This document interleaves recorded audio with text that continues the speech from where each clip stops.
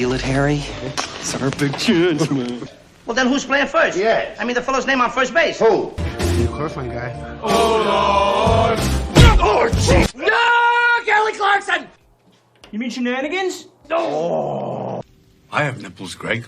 Could you milk me? I just don't get why you're saying it that way. Why I'm saying what way? Answer me! I'm a man. Well, nobody's perfect.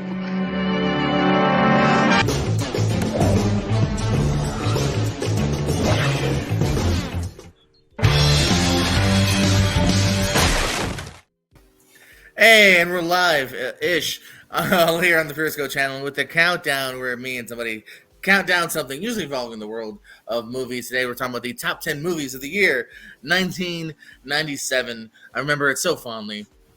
Kind of, sort of. Hey, Brian Michaels is back. Brian, how are you? Brian remembers it real well because he was already old. Yeah, glad to be back. This time was complete opposite of the first time. Instead of scheduling this 4 times, we did it on like a minute's notice. So here we are. Yeah. We were hanging out, maybe doing some off-air shenanigans. Everyone was tired and went to bed. Losers. And we're keeping the party going, baby. Well, do you like the year 1997?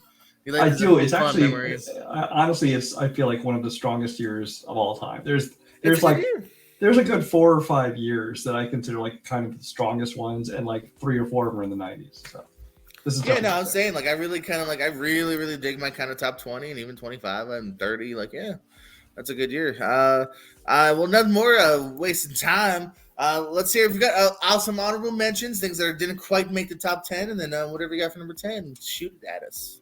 All right. My honorable mentions in no particular order. I have Jackie Brown on there.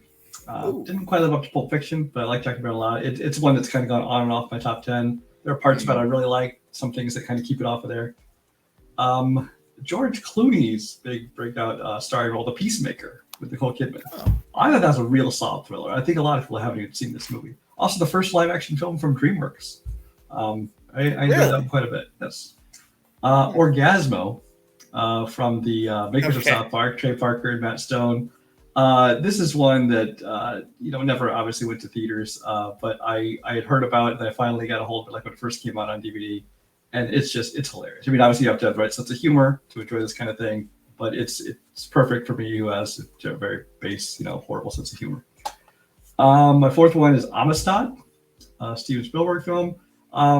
Great performances, especially Jaimin Hansu really did a great job in this role. There are just a few things that keep it from making my top 10, but I mean, it's Spielberg, so it's obviously at least a certain level of great. That made an honorable mention. And my last one is Fierce Creatures, which reunited the cast of Fish Called Wanda, but on completely different roles, completely different story. And just like Fish Called Wanda, they all have great chemistry. It's not quite as good as Fish Called Wanda, but it's still quite funny. You got Kevin Kline playing 2 roles, John Cleese, Michael Palin, Jamie Lee Curtis. It's just a lot of fun. Good year for Kevin Kline, then. Yes. I wish Kevin Kline still made more comedies. Now whenever he shows up, it's just like in small parts and like dramas and things. But yeah, I don't know what happened. I felt like, he really kind of rocked it. And then, all of a sudden, very, very seldomly, too, I feel. I think he just got older and was like, I don't need to act anymore unless I want to. And I don't know.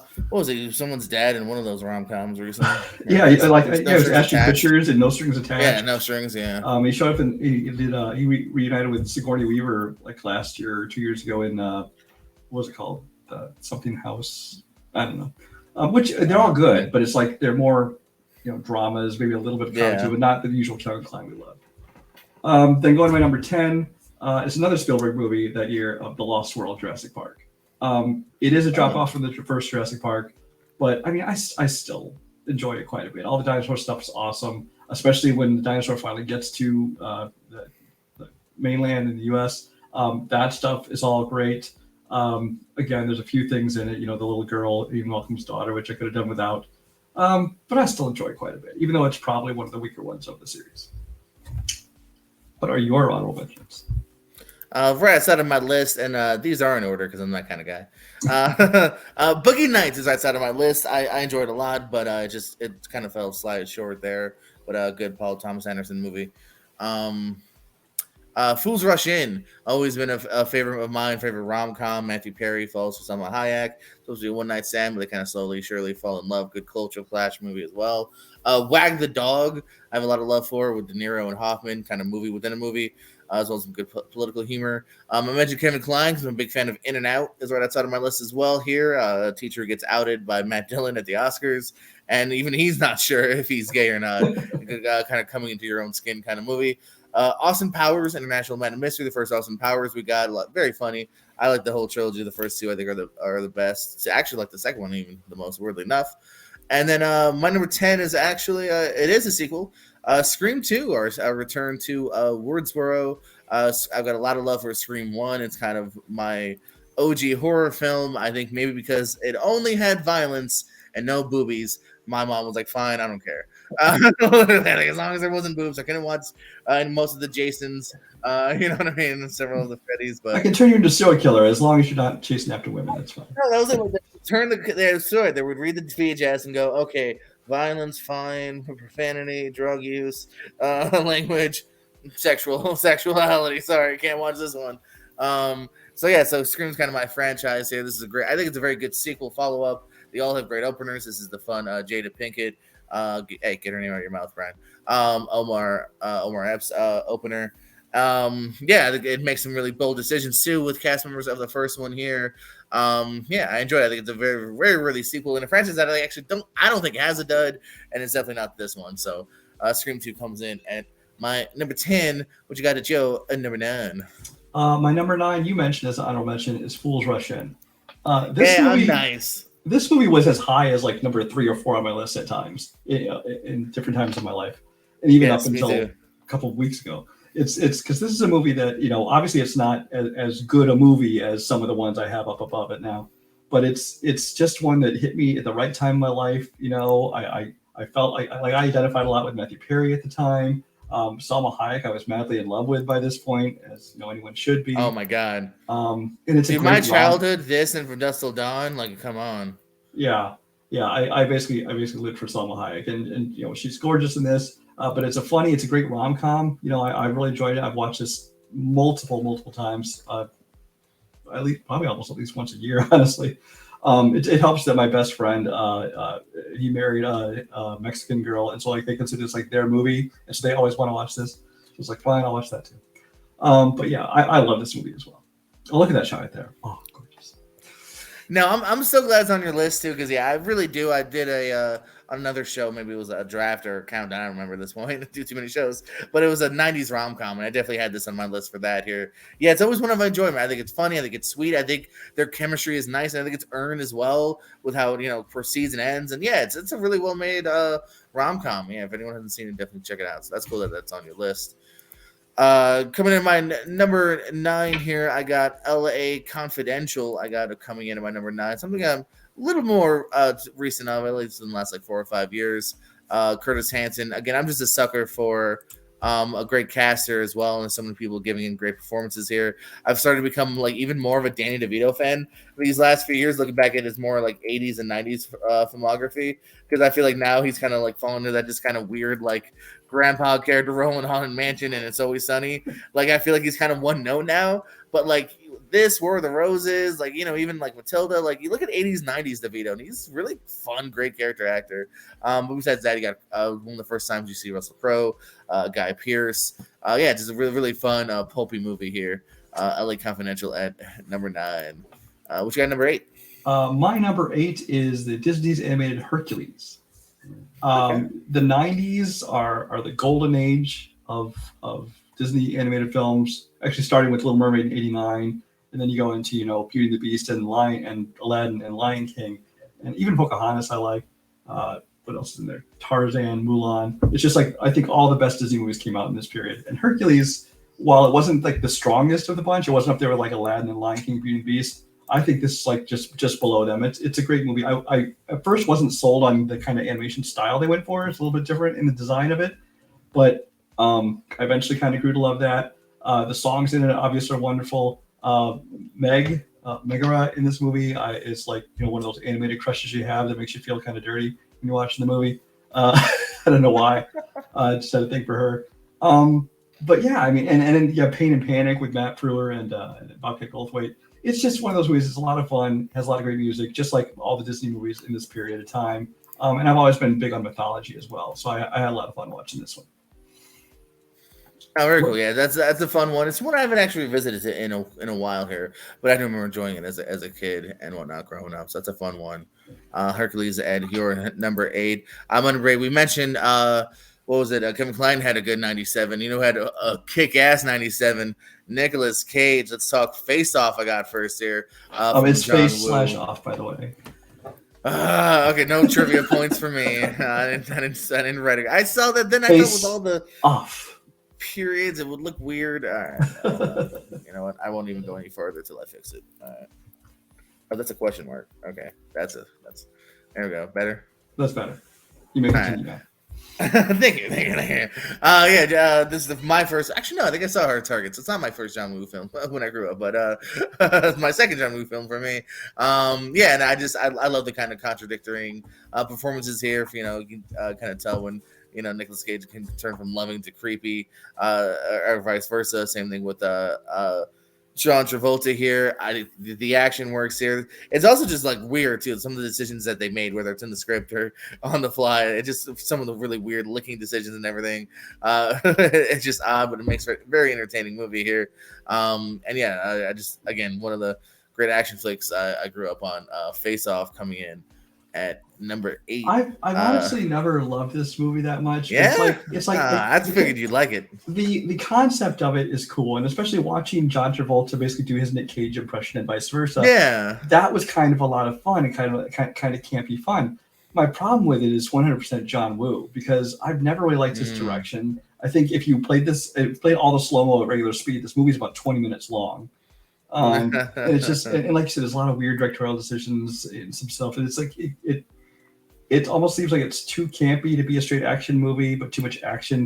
Obviously, it wasn't like a comedy, but it was like the two actors were having fun, and I enjoyed them. But I've never liked this movie as much as most people. But I'm glad you enjoyed it. My number 7, you have already mentioned as well, is Scream 2. Hey, sweet. Scream 2, I was kind of worried about when it came out because I loved the first Scream. And of course, and they pumped this one out just 1 year later. So I'm like, they're just throwing out a sequel. It is a quick turnaround. It's going to be like so many, just especially with horror movies, they throw out these sequels. It's just like more of the same, and it's not very good. It's forgettable characters and whatever. Actually, and this is one that I actually got a hold of the script like leaked like before this one came out for Scream 2, because it was like, this is like the early days of the internet, but these kind of things spread around. I got a hold of like a printed copy of it. And they had a completely different ending and a few different scenes. And apparently they completely rewrote it. They changed who the killers were and all this kind of thing. So it's still a nice surprise when I went and saw the movie. This is a great sequel. It's probably still in my top half of the series. I don't enjoy. I still kind of hold the first one in the highest regard. But this one was a great sequel. They had great characters with it. The opening, like you said, with Jada Pinkett and was it Omar Epps, I believe? That was a lot of fun. I hope I'm not wrong. Yeah, that's a lot of fun. Although whenever I try to think of that scene, my mind goes to the scary movie version of that scene, which is a whole different thing. But yeah, this is a solid sequel, and it made it up to number 7 on my list. What is your 7? Very nice. My number 7, it's something that you mentioned before. You said sometimes a little bit higher, and I can kind of feel too, because I think it is in my second half of this director's filmography. But it still goes to show it's a good movie when it's in the top 10 of the year. I got Jackie Brown from good old Quentin Tarantino here, and made my list. Again, this is one I think I've actually kind of warmed up to over time, because I do feel it's in a way maybe the least flashiest of his as well. You know what I mean? Like I think it's a slightly more interesting Pulp Fiction here, and obviously get crazier, with Django and that violence in one here. So this one's a little more subdued, but there's still a lot of just great dialogue, fun cast here, some interesting twists and turns as far as like you don't necessarily see what's going to happen in some of these characters here. Pam Grier, he's really good too at picking out people that hadn't done much in a few years. Pam Grier, Robert Forster is really good. I think De Niro, again, another guy that like if you only know De Niro from the last 10 years, go back, see some more De Niro stuff, because he's playing someone different that I think you see and a lot of other films here. You know, quick turns from Chris Tucker, Michael Keane too. We just talked a lot about Michael Keane earlier today on another channel. So no, I still think it definitely holds up as a great film, even if it's in the lower half of Quentin Tarantino. Yeah, I agree. Like this has been is. higher on my list, and in Tarantino's, it's probably in the like the lower tier of those. Yeah. But really, all Tarantino's films are a certain level of awesome.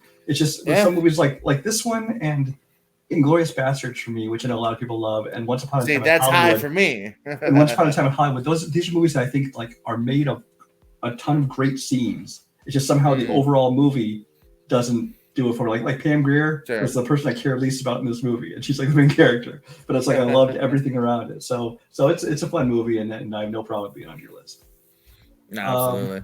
Going on to my number 6, you mentioned is LA Confidential. And this is one I have not rewatched in a long time. This one actually could go higher on my list depending on, if I get around to rewatching it. It's obviously kind of the big breakout for both Guy Pearce and Russell Crowe, at least in the U.S. Kim Basinger kind of made a comeback. She'd kind of been gone for a couple of years as far as the major roles. Kevin Spacey at the time was at the top of his game. He was, doing Seven and this and Usual Suspects, and he was a negotiator around the same time. Kevin Spacey was on a tear. But yeah, it's like I'm not usually one for like crime noir movies so much. I mean, I don't dislike them, but it's not usually kind of my genre. But this one, just something about it, and I think a lot of it was the performances in the script. I just really love the style of it, and as far as the who done it and what the big reveals at the end, things like that, it's like whatever. But I enjoyed the ride. Your number 6. Number 6 here, we're going to a bit of a comedy. Liar Liar, Jim Carrey, another guy who just kind of owned the 90s for me here. It's something I actually revisited just in the last couple of weeks, just for fun here. Probably something I could have quoted a lot growing up in the 90s. Even the bloopers I would quote from. Still to this day, here, let's see if I can still do it. Just grab a little Swan. Anywho,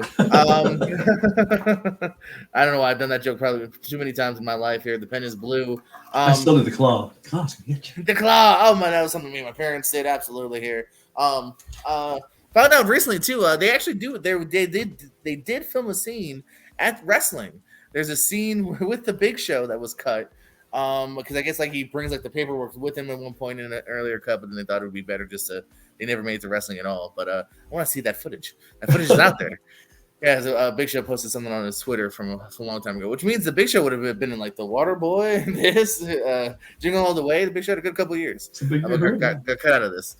Well, no, anyway, it's funny because not all of it totally holds up. Like, he is kind of a scumbag. Like, he totally does kind of sleep with the one lady just to kind of get ahead, and is very much ready to be a liar. But I don't know. He does love his son, and it's funny throughout, and something that's always been near and dear to me. Again, very great physical comedian as well. You can see from some of those clips in the trailer. Wacky ending. He definitely deserves to probably be in jail longer than he is. But yeah. And hey, she was on Days of Our Lives. I remember hoping she'd be in the movie more because I watched Days of Our Lives with my mom. What you got at number 5? Also from that is another person I like. I wish was doing more stuff as Maura Tierney. I like her a lot. And Sherry O'Terry's in the suit. My number 5 is As Good as It Gets. James L. Brooke directed. Obviously won a ton of Oscars for Jack Nicholson and Helen Hunt and all these things. It's one of those comedies, but it's not like a wacky comedy. Like there's like Jim Carrey side of comedy, and there's this, which is I guess the more serious or adult comedy kind of thing. But Jack Nicholson's never been like my go-to actor or anything. I've liked him in some stuff. Usually when he's doing more over the top, like Batman, Witches of Eastwick and things like that. But this is kind of Jack being mostly just kind of Jack.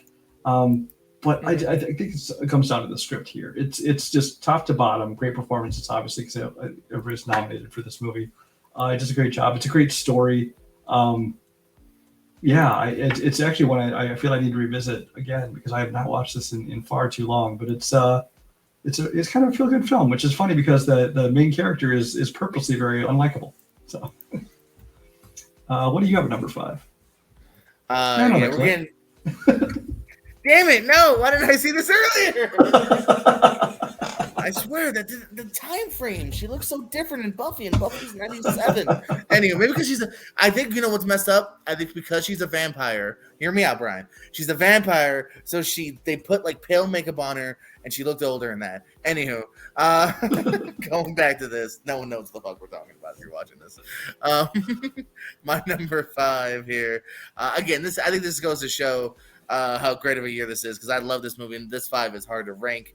I got Con Air, the other kick-ass Nicolas Cage movie here. I mean, he's just a good dude that defended his wife, and he's unfortunately put in jail for a little while because he's too much of a badass and he killed the guy. And he's with all these cons, man, and these cons are great, from John Malkovich to Danny Trejo to Steve Buscemi, who, don't forget, he might be the craziest of them all, but ends up walking away scot-free. he's loose at the end of it. But maybe turned. Maybe he's a good guy now. I don't know.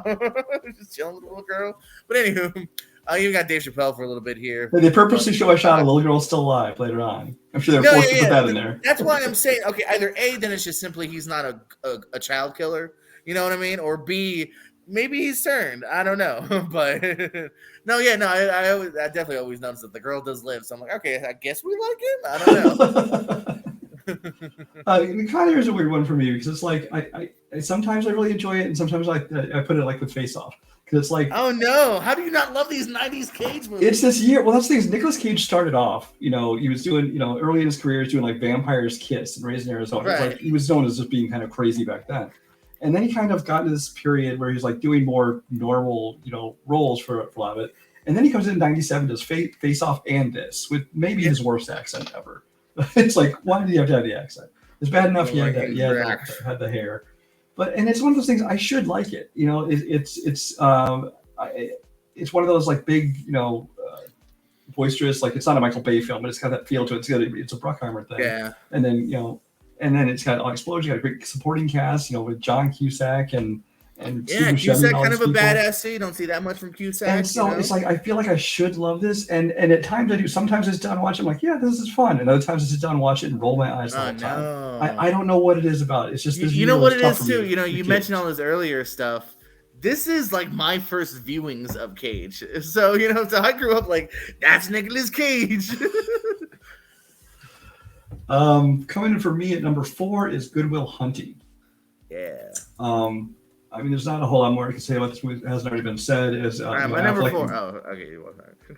Oh, I'm sorry. Am I jumping the gun here? No. I was joking. You said there's not much more to say. So I was like, okay. All right, well, then my number 4.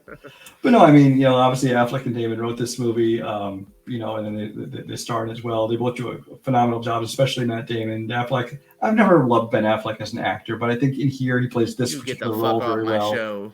Is very much kind of, he's a very supportive best friend, especially, at the end, and when he comes up, he's saying, every day he comes to the door knocking, hoping that he won't answer, so he's gone and made something of his life, because, he should be, because he has, all this ability. Yeah.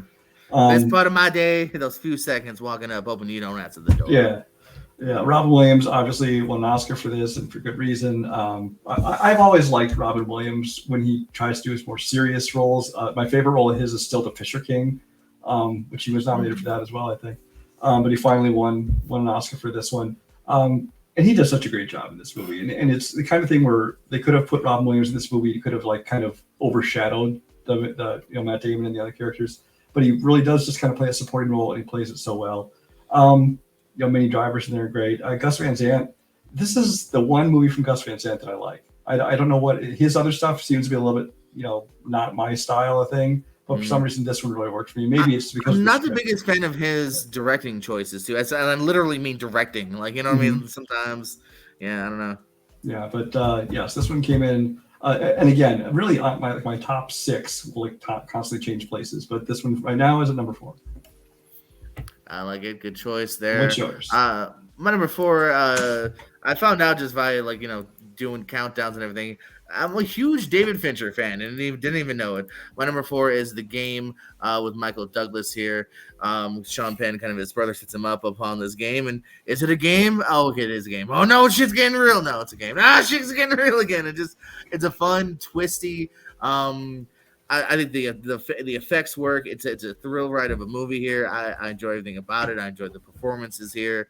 Fincher's another guy. I have my problems with Aliens 3, but I think almost anything starting from here on, I think Fincher is another one that hasn't made a bad movie yet.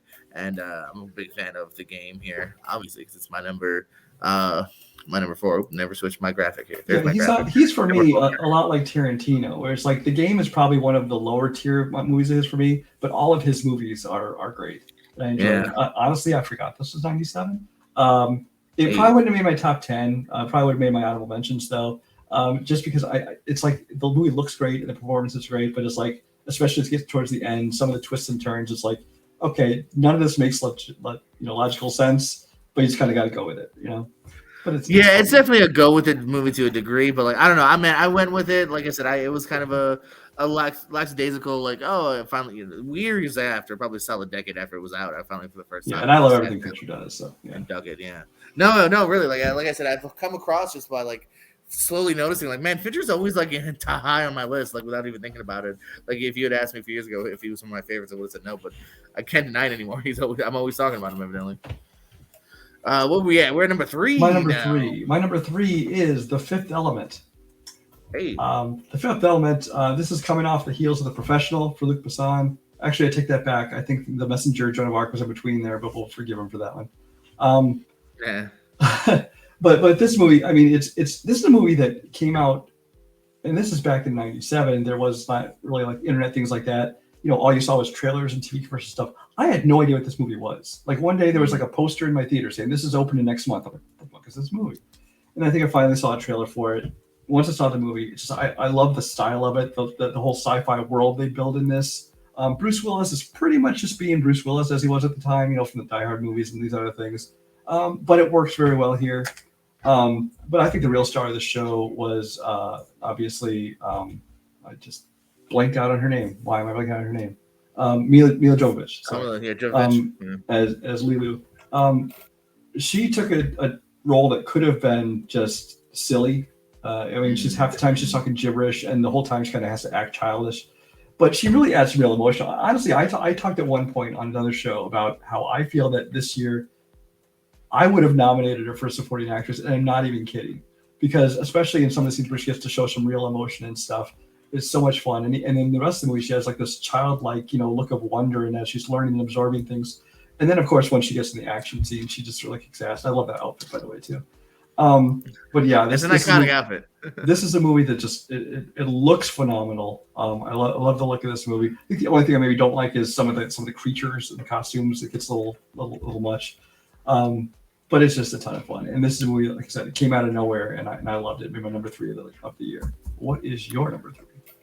No, I was just going to piggyback off this real quick because it's not on my list, but I do enjoy it as well. It's number 19 for me here. I love the world that they create here as well here. And like you said, too, I think you make a really good point of, like, this is a role that I think could either be too silly or even potentially, I don't know, want to say forgettable, but, like, you know what I mean? I think she does kind of the utmost she absolutely can with what she's given. Yeah, it's a good point there as well. And again, just all the characters that they built, it's a fun time. Well, speaking of kind of intergalactic play here, my number 3 is Men in Black. Again, you know, mentioned Nicolas Cage. I think Will Smith is another guy who just kind of owned the 90s for me here, coming off television, battling aliens in Independence Day, and then not too long later, battling aliens here. But no, I love the rapport between him and cranky old TLJ here, Tommy Lee Jones. Again, just a fun world they built here. I think it's pretty it's one of those wacky ideas, but it's like that all kind of checks out. Okay, they're intergalactic guys. They're checking these aliens that come from all over the place, and some aliens could do it illegally or nefarious needs, and the most are hidden. And you know, you got Tony Shalhoub at the pawn shop. You got all these different things, and it all kind of checks out. And again, it's a great action comedy as well here. You know, you kind of feel the stakes here as well. Vincent D'Onofrio, great as the Bug, sugar, water. Yeah, and just you're so pumped for this here, man. Sadly, the sequel is not so good, and 3 is fine, but the first one, two is awful. 3 is it's almost got the opposite of Star Trek's, where it's like in this one the odd numbered ones are good. So in Star Trek it tends to be the even numbered ones. This is a fun movie. I don't have it on my list, but I enjoy this movie. I feel like this is for like you, like the generation behind me, it's like Ghostbusters was for me. It's very much kind of saying it's a sci-fi comedy, and I really love Ghostbusters, one of my favorite films of all time, honestly. Men in Black, while it doesn't resonate quite with me as much, it's a ton of fun, and I just love the chemistry because of the how opposite Tommy Lee Jones and Will Smith are. It's a great interplay. It's a great play between the two of them, and this is another one that I know I've said this many times tonight. It just looks great because this is directed by Barry Sonnenfeld, who was a cinematographer first, did like the Addams Family and things like that. So he has a great eye for this kind of material, and it worked real well. You know what NYPD stands for? No. Knock your punk ass down. Okay, what you got for number 2? Knock Sergeant K. I don't know. I honestly forgot about that one completely. My number 2. I love this movie. I don't care what anyone else says. It should be on everyone's list. If not, they probably haven't seen the movie. It's Grosse Pointe Blank. Okay. Grosse Pointe Blank is another one that came out with no expectations. John Cusack had his heyday in the 80s. In the early 90s, he was kind of drifting around. He did some dramas here and there. I think he wanted to shed that always playing the teenager or college kid. Mm-hmm. And so in the 90s, he was trying to get some cred.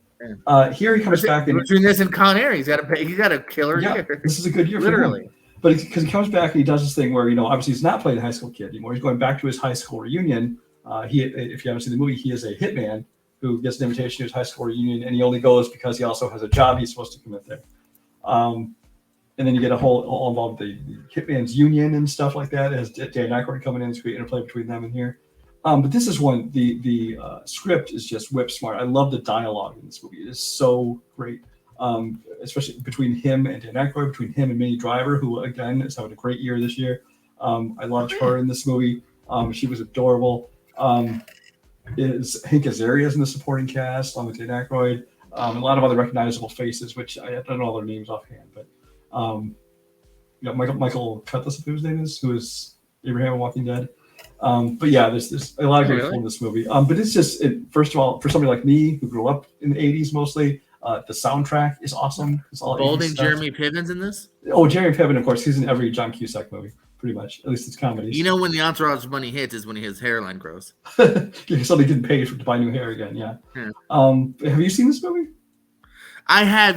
This is kind of, I feel like this is in the same vein as good as it gets for me, in the sense of I think I need to rewatch it, because when I saw it, I liked it, and it's like, again, in the 20 range for me. Mm-hmm. But I feel like this, maybe and a little bit older now, I feel like I would like it more. I think that's another thing is when you watch it again when you're older, because like I said, this is all about him and like kind of go back to his high school reunion. You kind of have that feeling when you go back and revisit it now. I do like it, and I will say too, off the top of my head, maybe my favorite Aykroyd performance here. I do remember liking him a lot. He stood out a lot.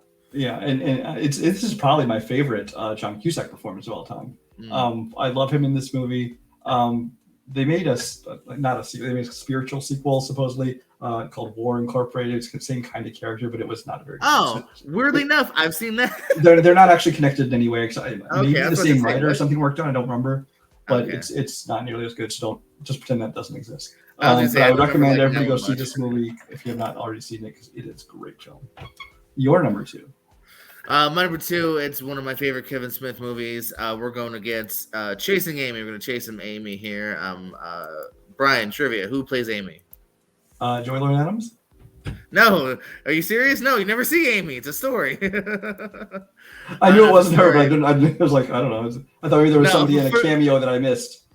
For years, I thought I definitely would have assumed it is Adams, but no, she's someone else. And no, it's a story Silent Bob tells. It's his big monologue there, and that's something, man. I think it's another great movie that has grown on me more over time, because I think it is something about insecurities, about young love.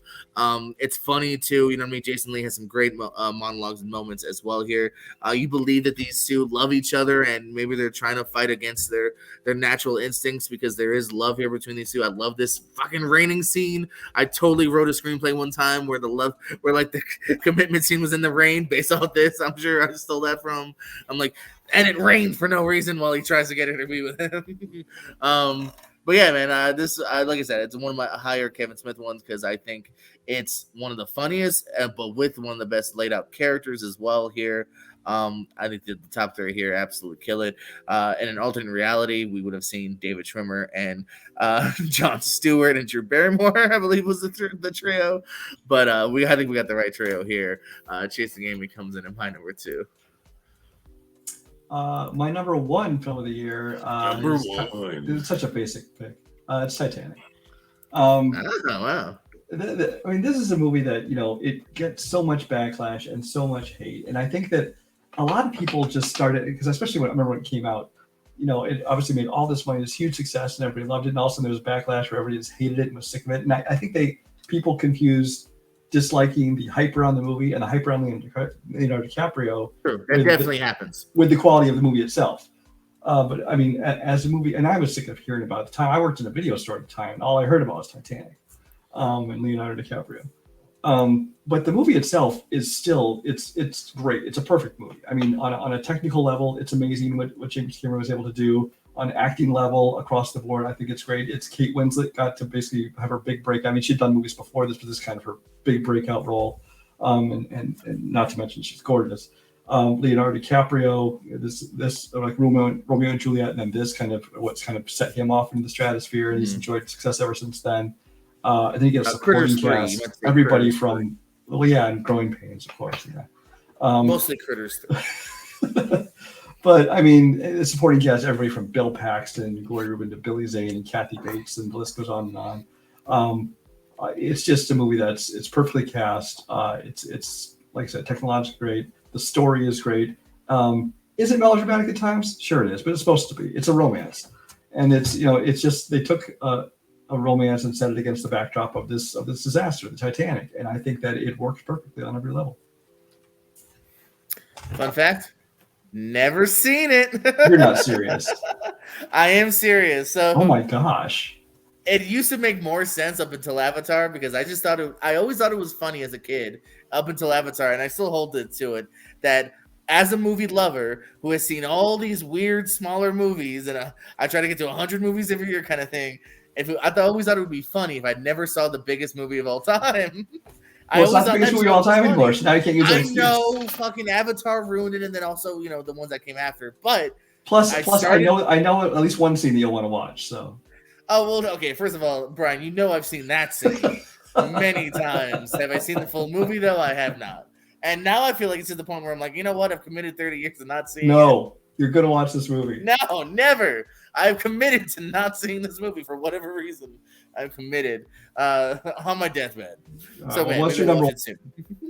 My number 1, you talked about it. I've got so much love for it here. Good Will Hunting. We're talking Matty D. We're talking Benny A. I don't know where I was going with that. But this movie just kind of hits all the levels here for me. The monologues, I definitely was a theater nerd. I had that Robin Williams monologue memorized at one point, said half an hour think about what she said to me. And something occurred to me. I had that whole thing memorized at one point. I think he's so fantastic in this, son of a bitch stole my line, ad-libbed. Matt Damon is perfect in this, and that's kind of what they were going for. It was basically Matt Damon and Ben Affleck going, man, we're not getting the scripts and the roles we want.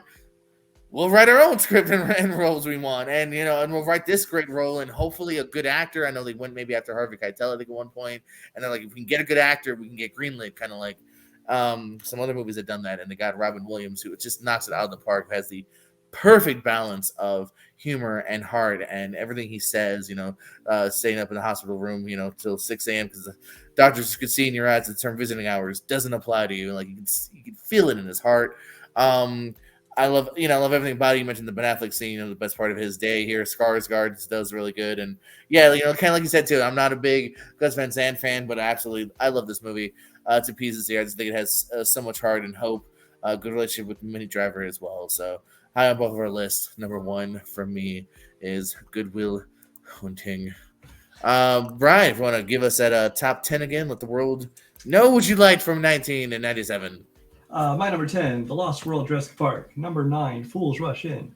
Number 8, Disney's Hercules. Number 7, Scream 2. Number 6, LA Confidential. 5, As Good as It Gets. 4, Good Will Hunting. 3, The Fifth Element. 2, Grosse Pointe Blank. And number 1, Titanic. Sweet, and this is where I cheat and go to my letterbox. Follow me at Ben Affleck. My number 10, Scream 2. 9, LA Confidential. 8, Face Off. 7, Jackie Brown. 6, Liar Liar. 5, Con Air. 4, The Game. 3, Men in Black. 2, Chasing Amy. And number 1, Good Will Hunting. And at good 16, The movies. Sixth Man. Okay. I love, dude, Marlon Wayans. That shit was not the bomb. Okay, I do wish I there's a saw part more of me- Kadeem Hardison. I always like Kadeem Hardison. Yeah. There's a part of me, or like a young me, is very mad that's not like at number 1. You know what I mean? That was a good VHS big rewatch for me. And No. the young me is definitely mad that Sixth Man and The Pest with John Leguizamo was not talked about tonight. 6-year-old me or 7-year-old me would have kicked. You know, I've never seen The Pest. I think you'd like it. You like some. You like Well, some at the silly time, shit. you know, I liked John Leguizamo. You know, I watched this TV show House of Buggin' when it was on TV. I was the one person to watch that thing. I was going to say, I don't know what you're Yeah, it was like talking a sketch comedy show, like In Living Color, but it was Hispanic people. It was him and Sure. Luis Guzman, a bunch of people. Really? Yeah. That's cool. But yeah, for some reason, I never saw. I think it just looked so obnoxious, and I think I had seen Super bit. Mario Brothers and was like, yeah, maybe not. It's also a bit racist now too. Like he's definitely Asian at some points. A little bit. Like I don't know, man. Like I said, 7-year-old me dug it. What do you got? The principal from Ferris Bueller's trying to hunt him. You know, last man standing kind of style. Ooh, And, that takes on yeah. a whole different thing. Oh. Yeah, well, yeah, he's not so well liked anymore, but yeah. So yeah, check out The Pest. Hey, if you take away one thing from tonight's episode, go watch The Pest. Ghost Boy Play. Oh, Go watch I had your thing up the whole time. Yeah. Brian, any plugs or parting words, as we like to say here on the channel? No, have fun doing these. Hope to do more of them in the future. I guess you can come watch me and Sean Westberg do some videos over on YouTube on the Movie Crusaders with your weekly shows and occasional other reviews and things. And then once in a while, you'll find me around here doing trivia and whatever drafts. You're the Intercontinental Champion. Oh yeah, I forgot I'm a champion of some Always trivia forgetting. thing that has to defend once in a while. At least Woohoo! once a month, I make you defend. Yeah, it's Yeah. a Shawn Michaels 30 days rule. Yeah. So follow the Movie Crusaders. Follow him on all his endeavors. Yes, follow us here. Like, subscribe, tell a friend. If you didn't like the episode, tell an enemy, and most of all, Thank you, fuck you, bye, boom.